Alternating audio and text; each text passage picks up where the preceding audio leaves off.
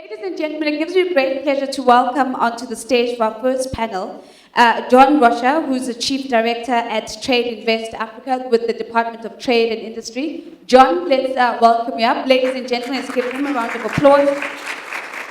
Nadira Biot is also here with us. Nadira is from the UN Economic Commission. She looks after the Gender and Trade, African Trade Policy Center, looking at within the Regional Integration and Trade Division. Thank you, Nadira, for being here. And let's welcome Hannah Edinger. Hannah, welcome. Hannah is with Deloitte, and she's an associate director that looks at research and thought leadership. Hannah, thank you very much for being here.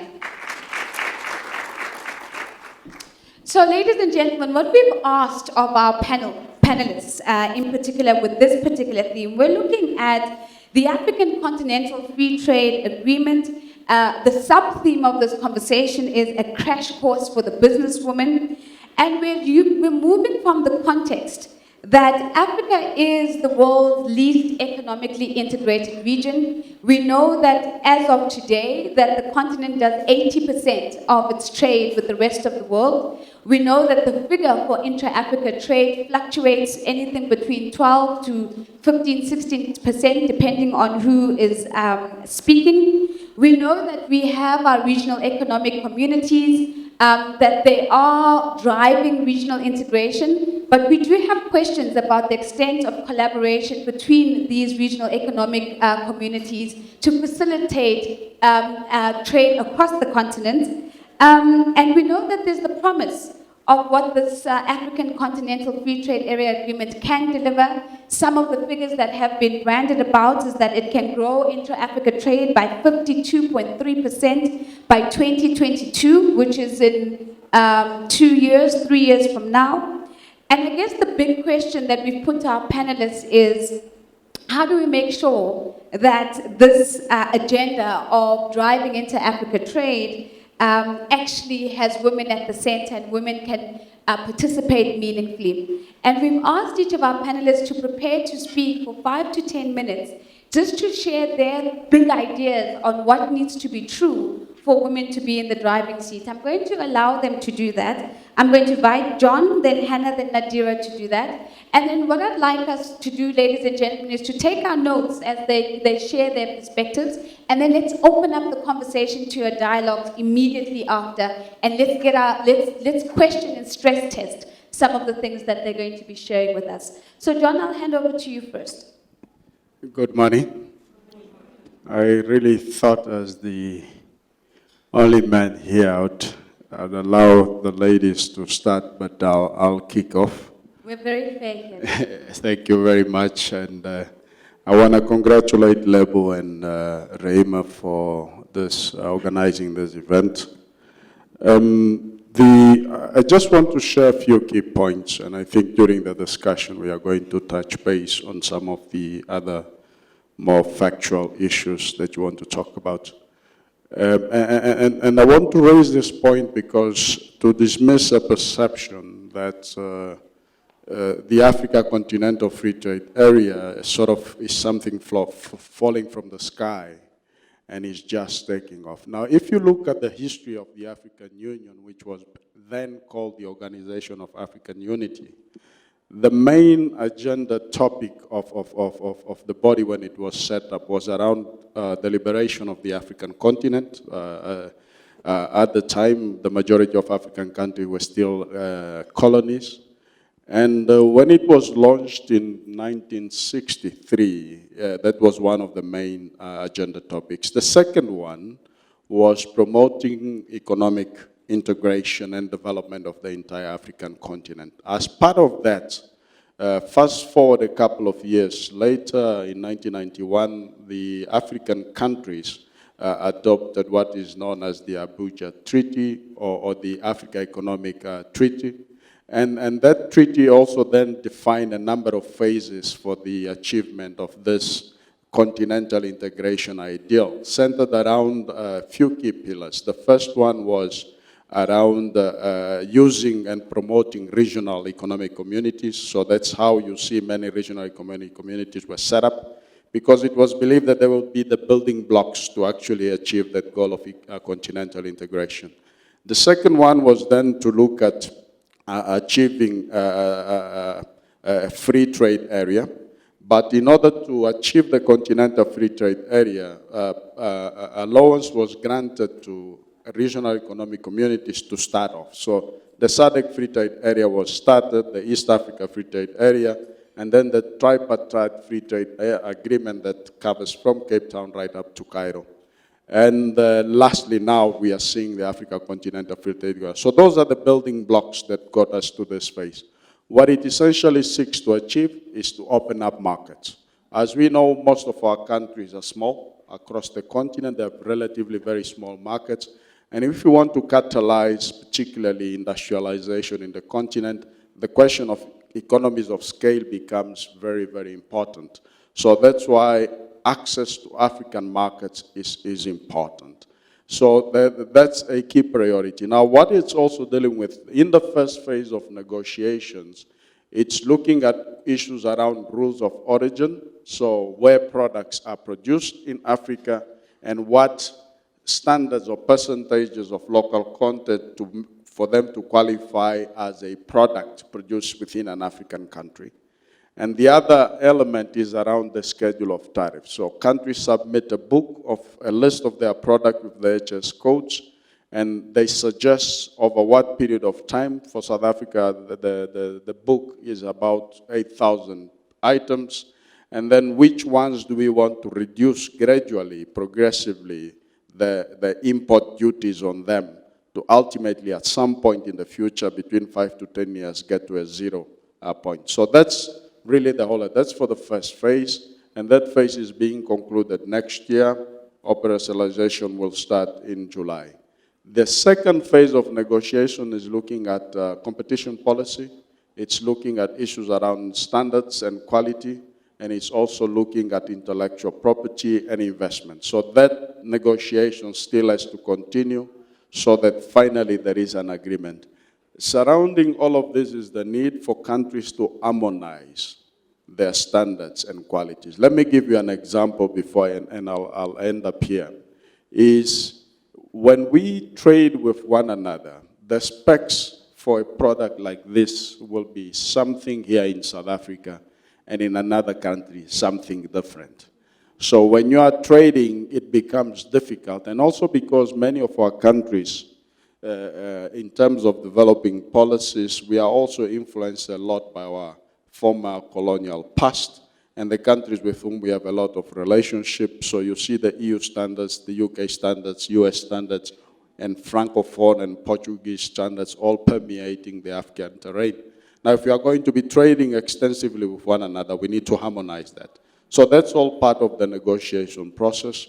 And as entrepreneurs and businesswomen, it's important that you keep yourselves abreast of this discussion so that you can inform yourself. Because if you want to export some of the products, if you are in the manufacturing sector, and also let me add, services is also going to be a part of this, you need to understand what are the policy implications, what are the decisions being made at that level, how are they going to affect your business, and how must you ensure that whatever is agreed to at that level benefits from your inputs so that you are not marginalized in the process. Thank you very much. Thank you very much, John. So, John, a very well-articulated timeline, just going backwards historically to give us context of where does this conversation come from, what the building blocks that are in place have been and the efforts thus far, but also giving us some projections around the phased approach to the negotiations and what we're looking at right now. So a number of questions already coming to the surface around negotiations, the impact of the tariff regimes that are being looked at. But we'll get to those questions coming from the audience. Hannah, let me hand over to you next and invite you to share with us your perspective around the research, the work that's been done, the collaborations that you've already been seeing, and some of the key points that you want to land in this conversation. Thank you very much for the opportunity. Thank you for having me. And great to see such a great turnout, ladies. Thanks for being here. Maybe just to add to some of the points that John has already made. Thanks to our forefathers and foremothers for having the vision of the continent, of having one that is more integrated and that ultimately does more business, that we do more business with each other. But I think what's important around this vision and all the different texts and agreements that go with the AfCFTA, together with that agreement, there are agreements around infrastructure, there are agreements around opening the skies, there are agreements that focus on industrialization and different texts that look to enable us ultimately doing more business with each other. But I think what's quite important about having a vision, obviously, is quite important. That's the first step. But most of us here, from the private sector, the important thing about this vision is we need to buy into it, and we actually need to action on it.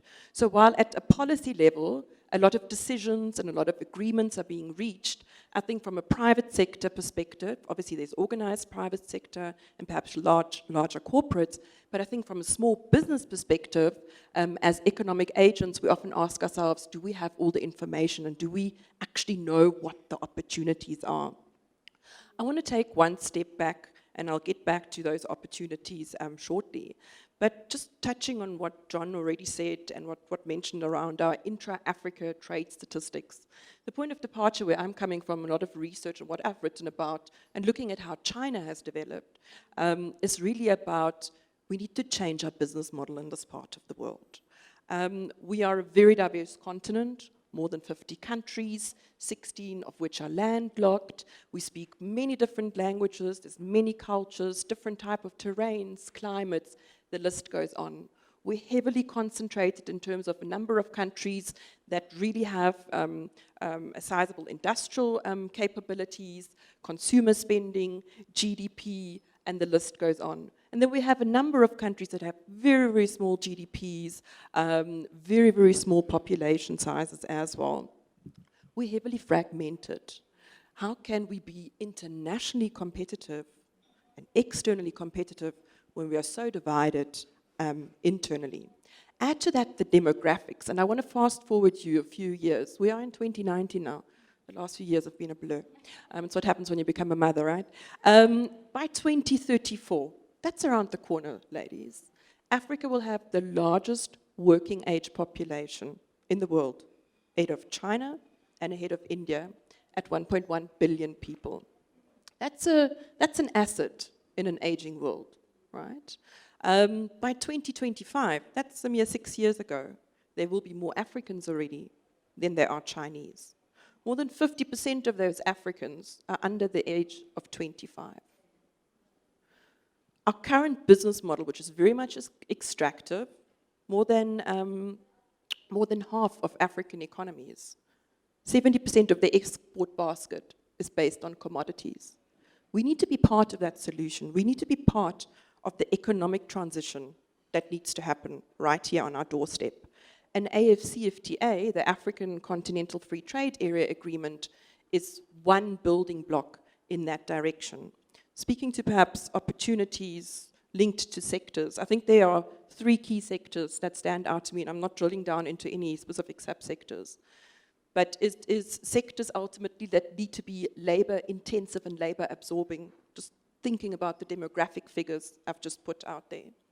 They need to be linked to manufacturing, to particularly agro-processing, but I think importantly, and as part of the negotiations that are ongoing, around services.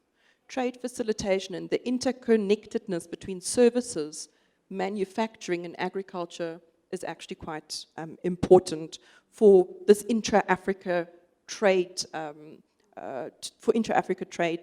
to increase and for goods and services, or for goods and people ultimately to move. I want to quickly get to China as part of my opening comments. And my argument really around Africa's struggle to industrialize. All the plans and all the visions that we've had over the last decades, we are the last continent to industrialize.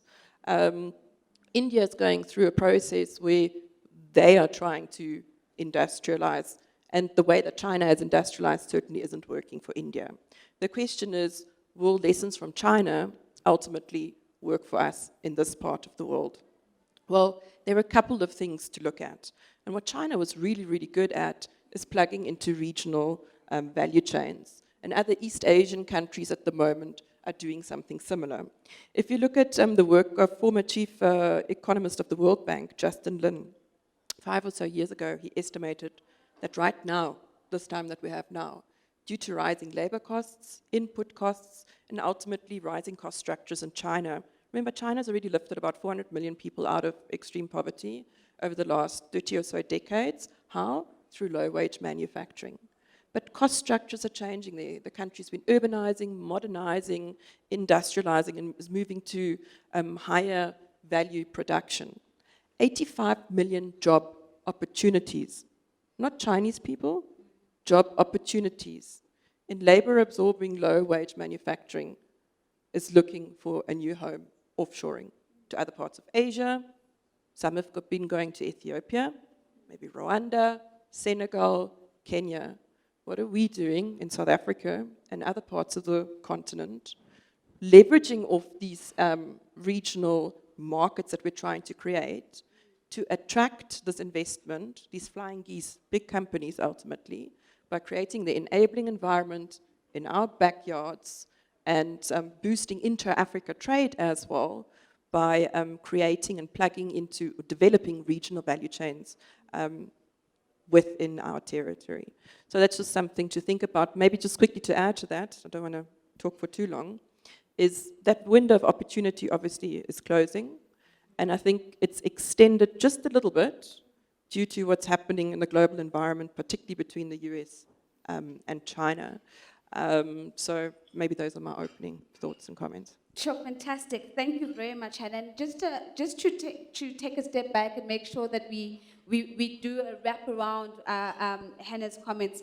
I think the starting point from what I've heard is that, yes, it's very well for us to think about the African Continental Free Trade area, but we've got to think about it in the context of other enabling agreements. So we have to think about infrastructure. We have to think about open sky policies and so on. Hannah, you're also saying that let's not forget small and medium-sized businesses that are looking to do business across borders.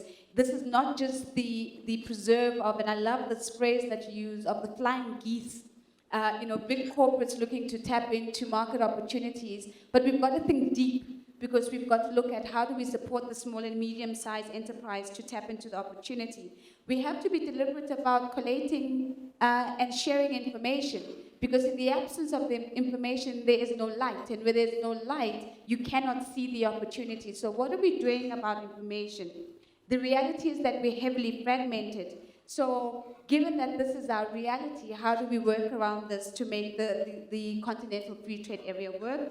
And there's some lessons for us in terms of what the Chinese have done and the window of opportunity that has opened up on the back of that. So what are we going to do about that? And finally, also landing some key sectors, touching the surface, but to say we potentially need to think deeper about labor-intensive industries. We need to think deeply about services, about manufacturing, and the interconnections between those and how we can make that work for the African context, rather. And finally, the demographics. And I love that you were unequivocal about articulating this as an asset, because oftentimes we get so caught up in the conversation of this being a demographic dividend or it being a bomb. But if we begin to think about it as an asset, we begin to engage with the population changes as an asset. So we've built on John's contribution. Thank you for that, Hannah. So as I come to Nadira, I'd love for you in your share to really put on the gender lens for us now and begin to say, fair enough, provided that this is the canvas, where do women fit in this picture? Thank you very much, Madam Moderator, and thank you, colleagues and friends. My name is Nadira Biot, and I'm the Gender and Trade Consultant at the African Trade Policy Center, UN Economic Commission for Africa. So it's interesting for me, I'm a South African, but I work on national implementation strategies on the African Continental Free Trade area, and just how do we operationalize all of this? How do we bring it back home? We're hearing about this tremendous potential of Africa's historic Pan-African initiative, but what does it really mean? How are we unpacking this? How do we ensure that it translates into concrete economic and trade opportunities, and specifically, how do we ensure that this translates into benefits for women? And I'm not talking here about women just in the formal sector. We're talking also about marginalized women as one of the largest and most vulnerable group, but also whose skills and whose leadership is critical to the success of the AfCFTA. Because, colleagues, it does offer, the AfCFTA absolutely does offer potent potential to drive transformative change for African women. I'm not going to get into an explanation of the phase 1 and phase 2 negotiations. I believe John has done that. But really what I want to talk about is this potential and how you can leverage it.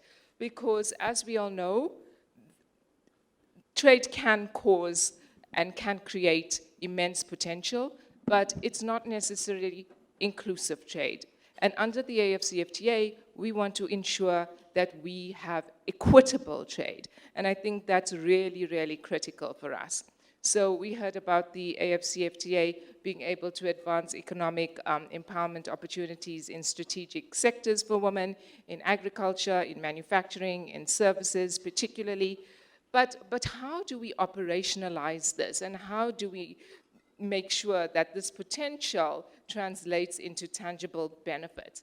Because, colleagues, African policymakers, and John sitting here next to me, they cannot assume that the trade gains arising from the AfCFTA will be equitably distributed amongst Africa's people, and especially amongst African women, who, as I mentioned, are amongst the largest vulnerable group, and whose skills are critical, whose leaderships, whose strength is critical to the success of this initiative. So recognizing that, at the ECA, at the African Trade Policy Center, we decided that we needed a very coherent, structured, and strategic approach in the implementation of the AfCFTA. And because through that recognition, we are now supporting 16 African countries across the continent in developing these national strategies. I'm not going to get into the details of what the national strategies entail. I can share literature with you on that. But I want to talk specifically about the process of gender mainstreaming in AfCFTA national strategies. Because gender mainstreaming has been adopted as a priority approach to ensure that the specific concerns and priority needs of women are reflected in the operationalization of the AfCFTA. But before I get into what it entails, I think it's important to note, when you look at the legal structure, when you look at the governance arrangements, what does the AfCFTA agreement say about gender equality, about women? Actually, not very much. The term gender equality is mentioned only twice, in the preamble and in Article 3E, and I think women is mentioned in the services sector somewhere in the agreement.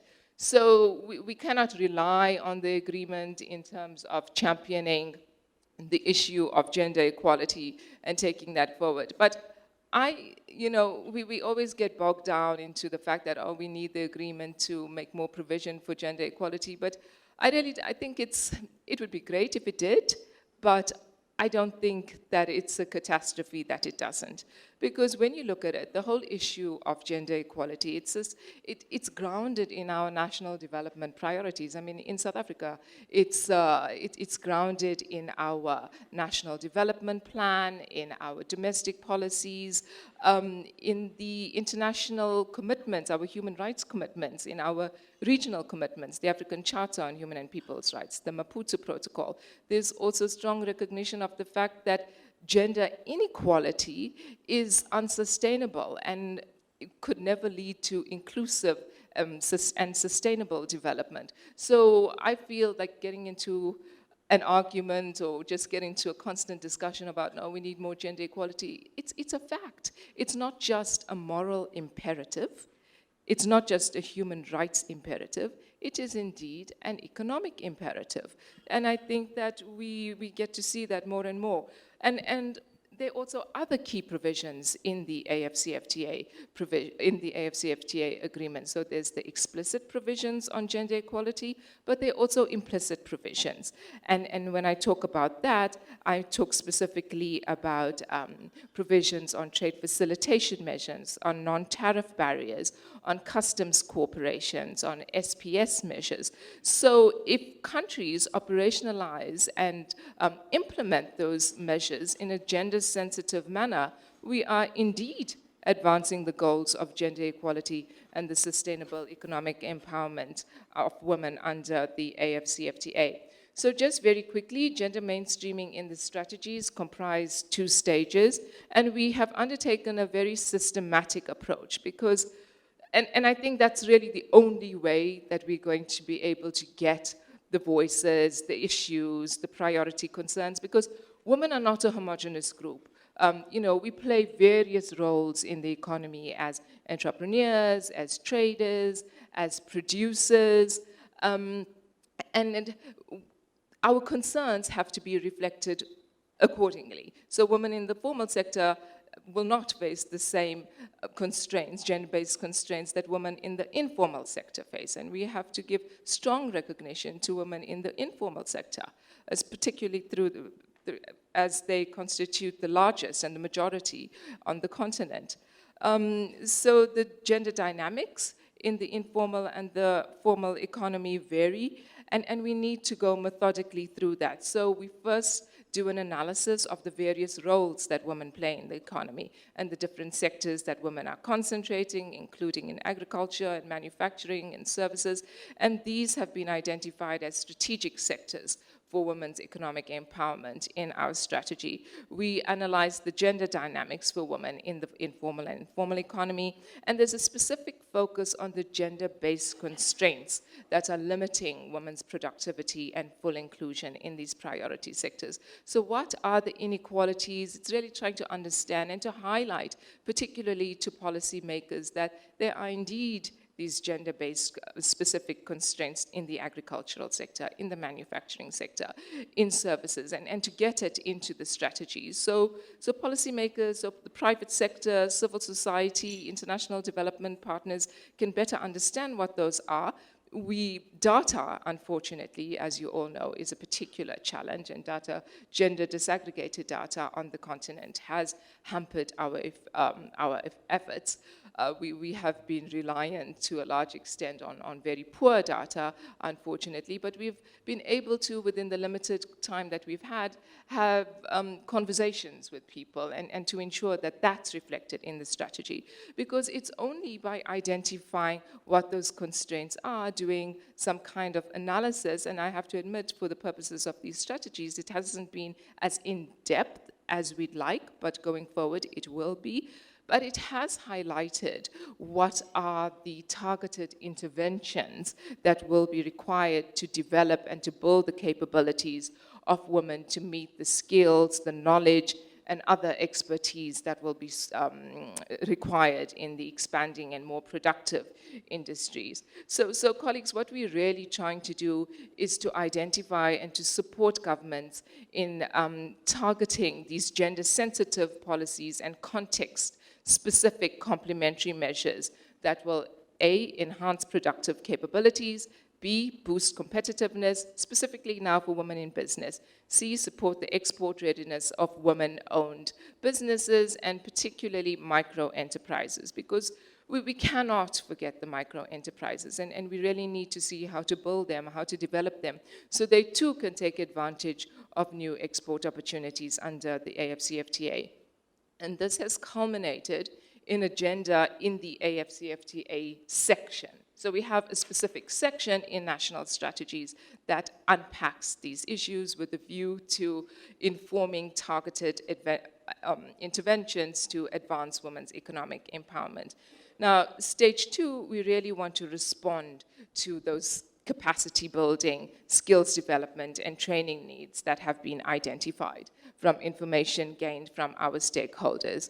Now, we know that the successful implementation of the AfCFTA agreement can advance gender equality because it increases these economic opportunities and entrepreneurship opportunities for women-owned small and medium-term enterprises, particularly through boosting the demand for manufactured goods. And with the AfCFTA, these businesses now will be better positioned to tap into regional export destinations and to use regional markets as a stepping stone for expanding into global markets at a later stage. And my colleague spoke about the creation of regional value chains and larger exported industries, which can really support from smaller women-owned businesses across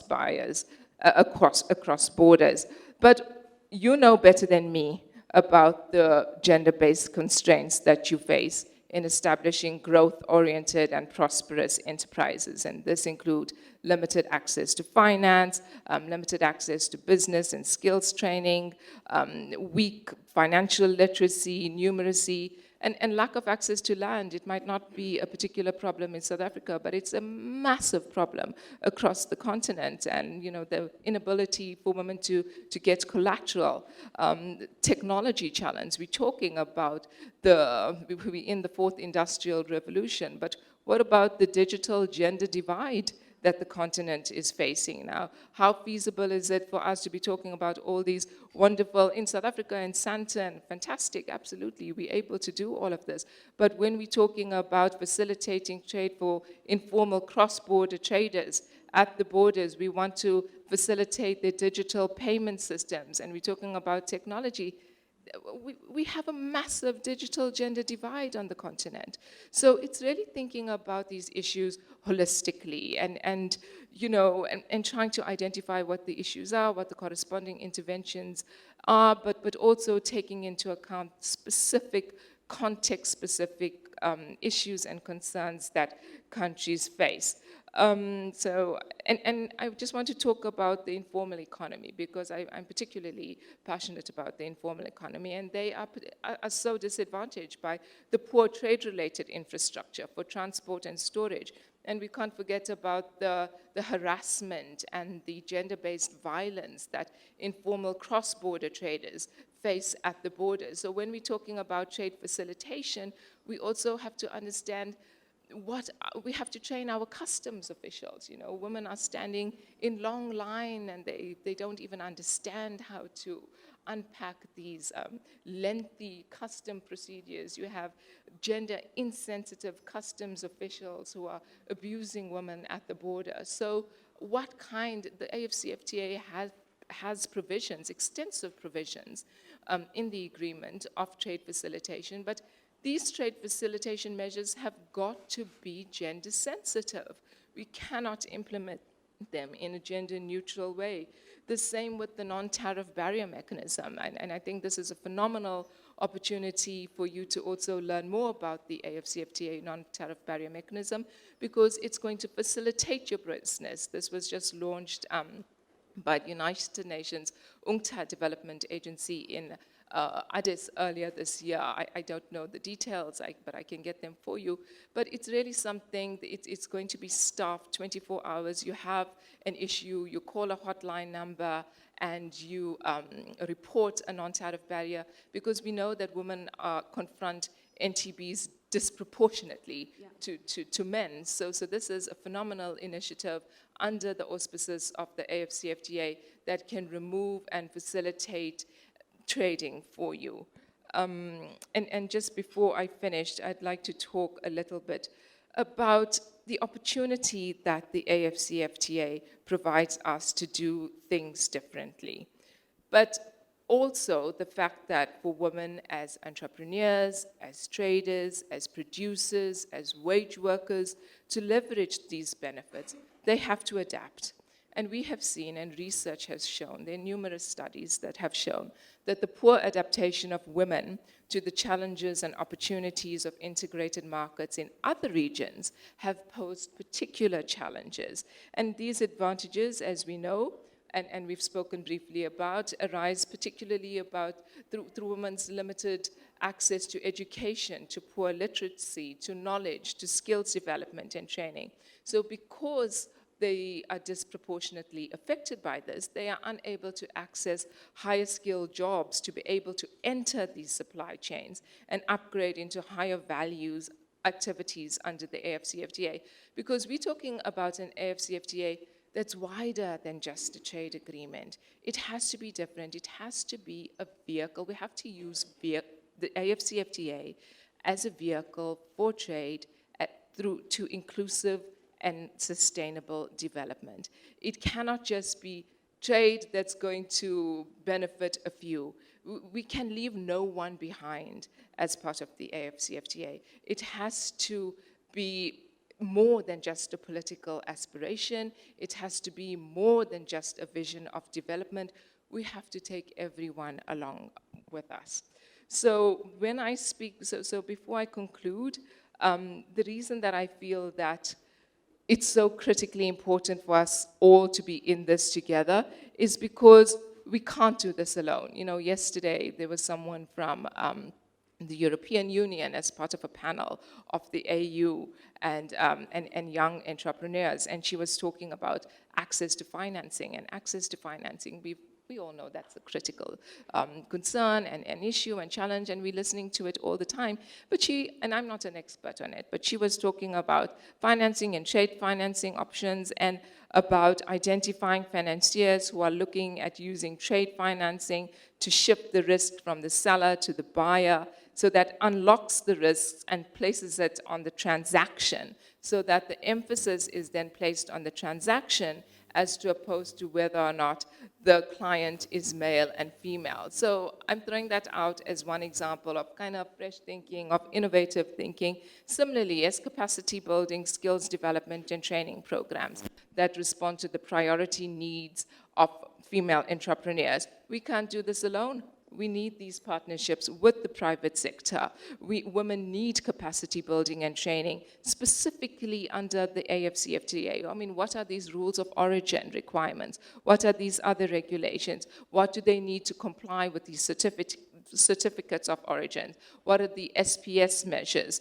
What are the other technical requirements, such as packaging, labeling, certification of products that meet AfCFTA standard trade standards that are required, training for customs officials that I spoke about, who's going to assist with that. But it's critical. It's all about unlocking and removing obstacles to trade, markets and market information, marketing skills and expertise, labeling requirements, mentoring opportunities, buyer and business network opportunities. And when I talk about this, we also need to create an obligation on the private sector to take those small businesses along with them, and particularly the growth of small women-owned micro enterprises along with them. How can they assist those SMMEs reach regional markets? How can they support them by being part of the supply chains of these companies, as well as in developing their businesses? How can they leverage your networks, the opportunities? How can you provide those mentorship? And then I'm so delighted that that John is with us, because as I said, we cannot do this alone. And coming from government, I recognize the critical role of government and of policymakers, because we're talking here about creating a sustainable ecosystem.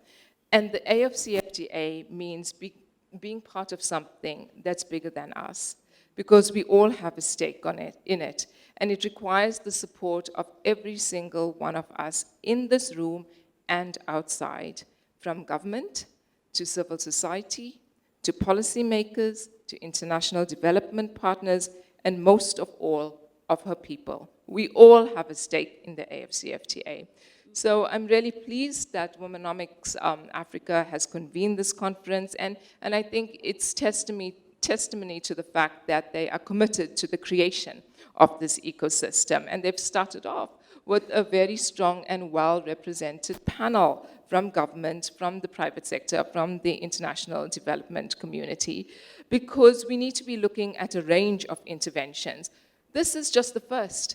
how much do you know about the AfCFTA? We need to have more dialogue platforms that's going to create sensitization and awareness and communication of the AfCFTA. How will you know what your rights are? How will you know how you can leverage the benefits and harness the opportunities? More dialogue platforms need to be created. How are you going to ensure that you have a voice at the table when my colleague here goes to negotiations? Your concerns that are being raised today, how are they going to filter through to negotiations? And how are we going to ensure that we have a gender dimension to issues of services, intellectual property, and the third issue as part of stage 2? So this is but a journey, and I think today is just the first conversation. So colleagues, I think I've spoken enough. I wish you bold and fruitful deliberations, and here's to the way ahead. Thank you very much, Nadira. And I literally would not do justice to such a comprehensive contribution. What I can do is just lift a couple of really, really critical points. Thank you very much, Nadira. And then I'm going to open up for us just to begin to engage with what we've heard through specific questions that we'd like to bring to the conversation. But one of the things that have stood out for me, Nadira, is that we need to make sure that even as we have the conversation about the agreement, to understand that the Continental Free Trade Agreement isn't going to do the work of putting women at the center. That's actually our responsibility, tapping into our own development plans, our national development plans, and saying, how do we use our national development imperatives to then make the agreement work for us? But I think it's an important mindset shift from thinking that from interrogating the agreement, finding it thin, and then sitting back saying it should have been more. Maybe what we need to think about is how do we innovatively make it work for us anyway. I particularly liked your contributions around being deliberate about the fact that women are not a homogenous group, and so as we go through the analyses and the conversations about how do we make this agreement work, we have that lens on that we are talking about women informal and formal. We're looking at women in different sectors. We're looking at women playing at different places, different parts of the value chain. And so we don't make these assumptions that we are one homogenous group. We need to be clear and authentic about the gender-based constraints. And you've lifted a couple of these, one of them, of course, being the digital divide that exists and how that plays out into the digital payment system and the very real reality of women at the border trying to get access to another market, but we're having the gender power play even happening at that level, and this continues to be a reality even today. And maybe just as a final thing is that we need to start thinking differently about how we're going to be engaging with this agreement, and a very specific example about how do we shift risk from the buyer and shift the risk through the transaction onto the seller, and what could that look like for women who are part of transactions across borders. So ladies and gentlemen, what I'd love to do is I'd like to open up the conversation. I've got a roving mic that is available. If you'd like to ask a question, may I please have your hands? Questions? I see you, ma'am, over there.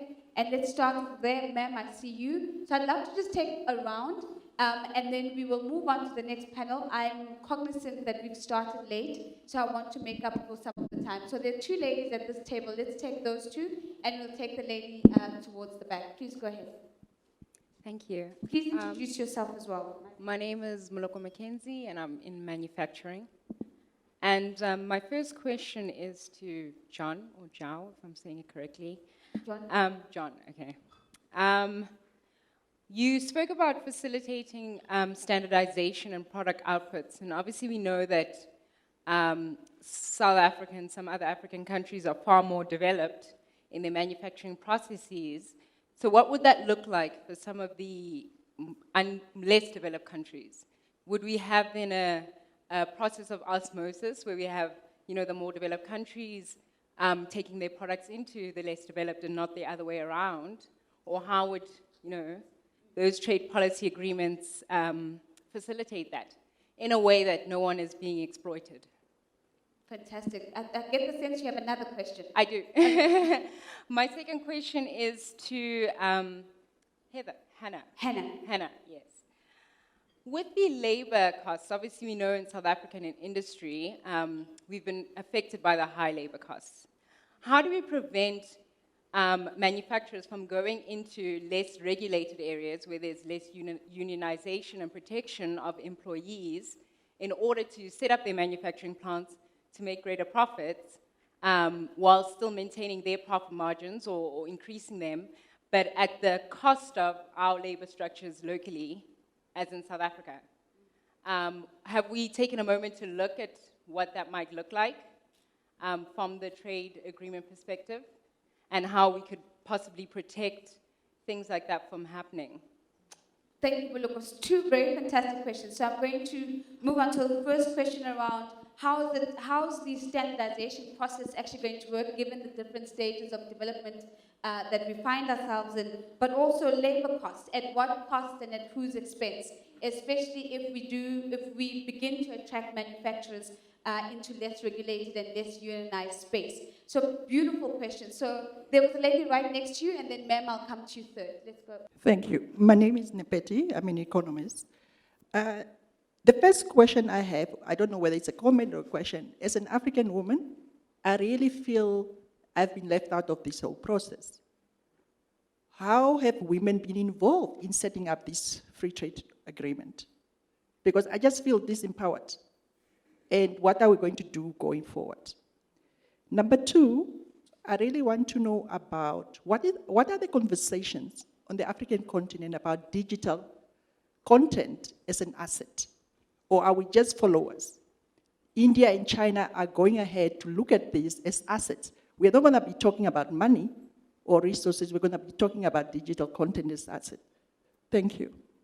All right, Madam Nepati, thank you very much. And I'm going to use your first question perhaps as a way of wrapping up this conversation to say, how do we get more women involved? But let's reflect back the questions. I'm closing the questions unless I have a dying hand that's going to come up. No dying hand, going, gone. Right.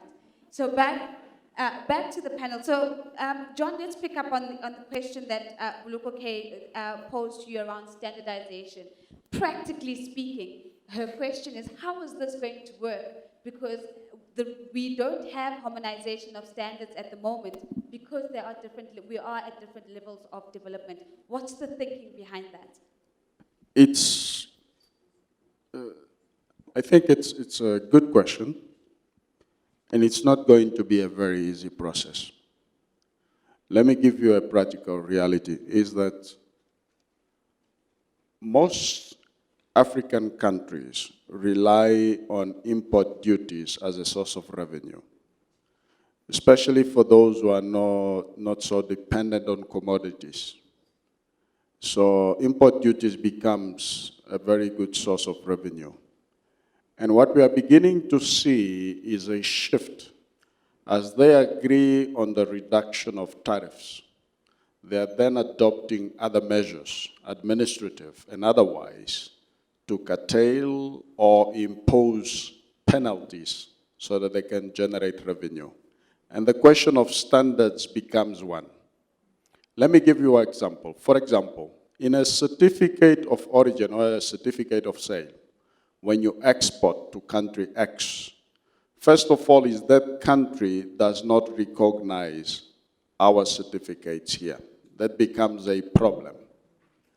Yesterday I was meeting with one company and they were talking about just the terminology.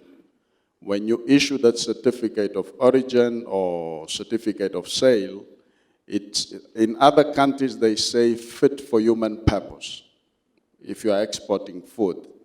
In South Africa, the law does not allow us to utilize that terminology.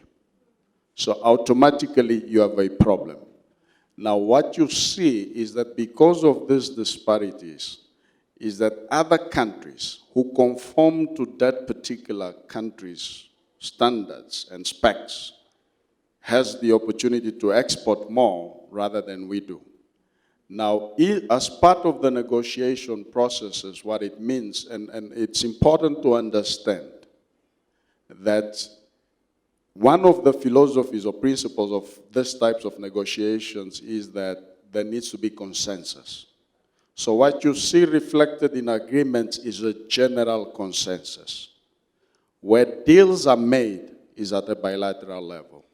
So as South Africa, what we'll have to find is identify which markets, which countries do we want to forge a strategic partnership with and strike a deal with them that is mutually beneficial. Now, in this case, it's important for you as businesses, if you are in manufacturing, to pay attention to the tariff book that is being submitted to see whether your product is included in that. If not, what are the implications? It's important for you to be au fait and participate in the discussion around standards and qualities because that becomes important. That is where you are going to be able to influence. Now, our standard bodies and quality control bodies, SABS and others, are going to be involved in that process. But they require our input, your input. What the minister has done within NEDLAC, they've created a national committee on the AfCFTA. But what we need to do is that how do you get yourselves organized, building on this conference such that you can provide an input into that. It's not too late for us women, for you to get organized and make sure that you coordinate, that you dialogue, that you put your inputs together and submit to that committee and submit it through different channels, including, there's, I believe, a ministry in the presidency dealing with women's issues, if I'm not mistaken. So including through that and the small business department. So you have to look all different channels to ensure that that voice is heard. The other point is that it's important that as you talk Womenomics Africa, how do you mobilize women in other African countries to also take up the agenda? That becomes very critical, and that's how you can begin to influence that type of a discussion so that the outcome does not close you out. Now remember the following. We are not the only ones as Africans or as South Africans who are looking at the continent and how we can benefit from this free trade agreement. Every country in the world is looking at it, and they are positioning themselves to maximize the benefits for themselves. Yeah. Now, we need to be very conscious of that. Some of them come with very deep pockets, and they have the leeway to influence at national level what that standard contribution from countries are going to be when we engage in the continental dialogue. So it's important to understand those processes and how you can begin to shape and influence the agenda such that you are not finding yourself locked out at that point. So that's my suggestion around the issue of standards. I just want to touch on the question of risk. The answer is yes. The ECIC, it's part of the DTI. I think 2-3 weeks ago, and Nadira was there, we had a meeting. ECIC was part of it, IDC was part of it, and DBSA, because we are also looking at how can we mobilize and align our financial institutions, especially our DFIs, because oftentimes what happens is that while the Chinese DFIs are supporting their companies, ours are supporting everybody. That needs to change. It really needs to change.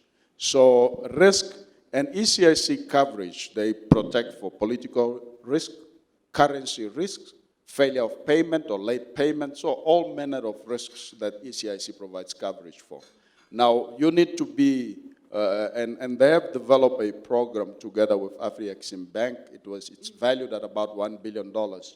And it's called the South Africa Trade and Investment Program, SATIP. And, but surprisingly, this was launched last year. That $1 billion is gone. Sure.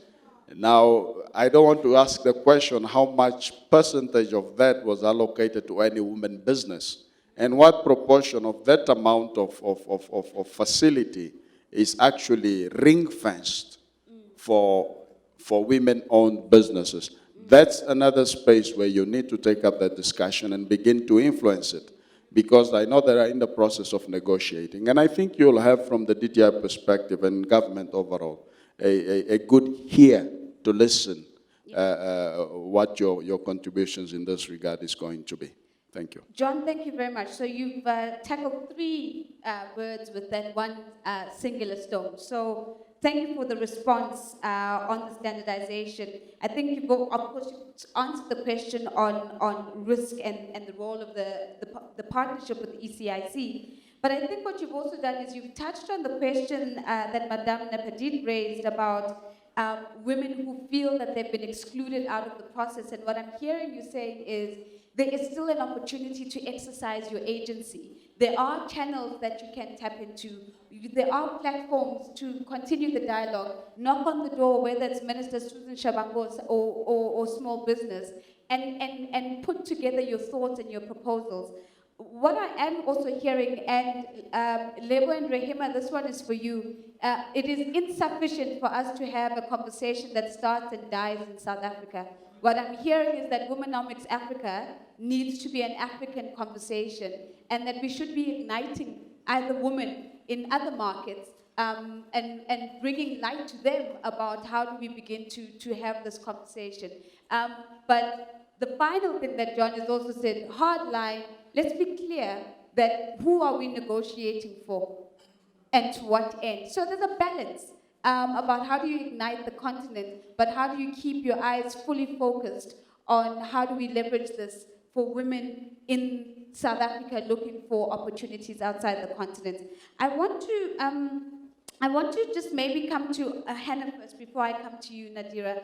On the question that was raised by Buluko's second question around the labor costs.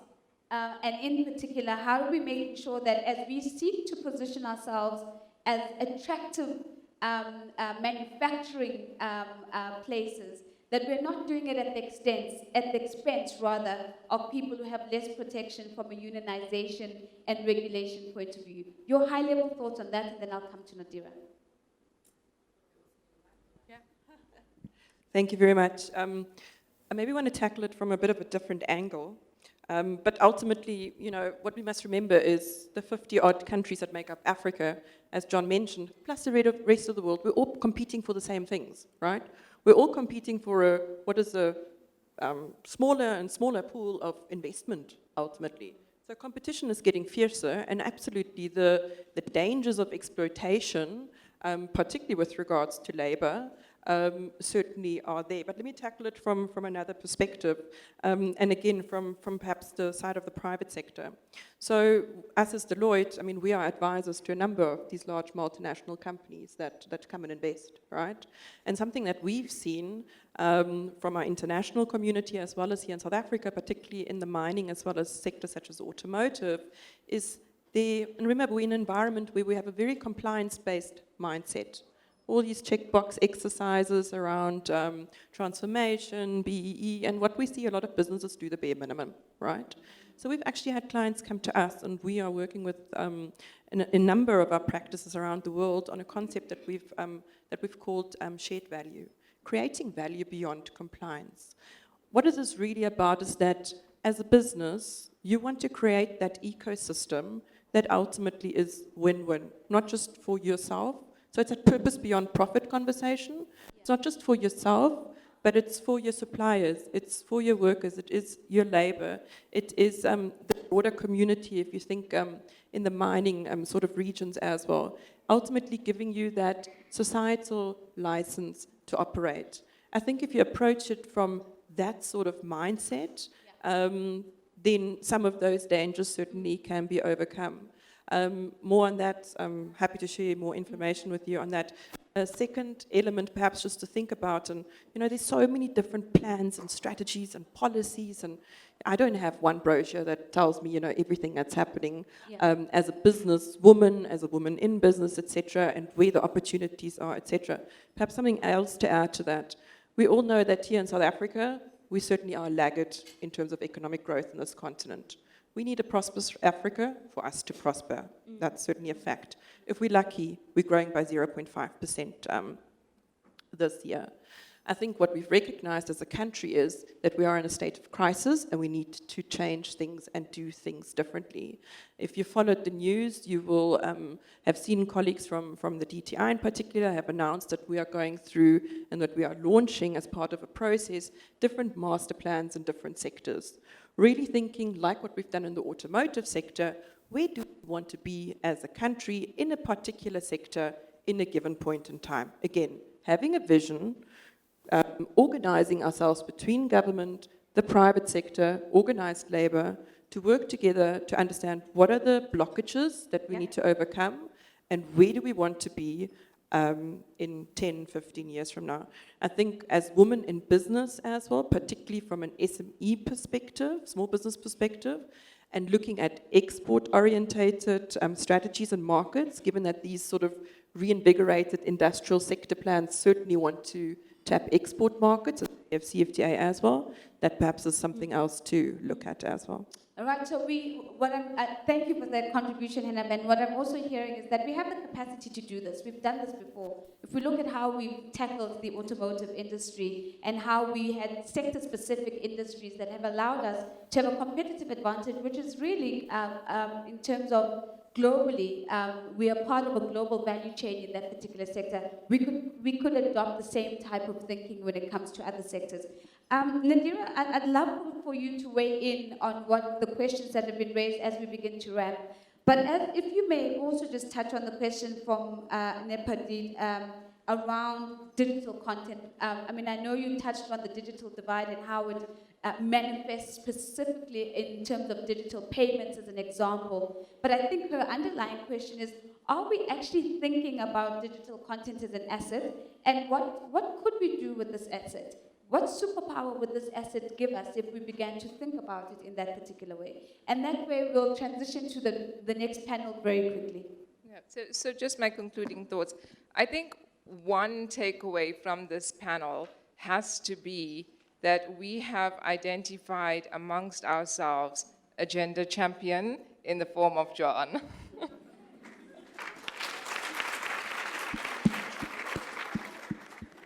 And I cannot tell you how important it is to have in the ministry, to have that policymaker, to have the ear of that policymaker on these issues. It's something that you cannot take for granted. It is so important, and the fact that we have our gender champion with us and we're not letting you go is really, I think, is particularly important.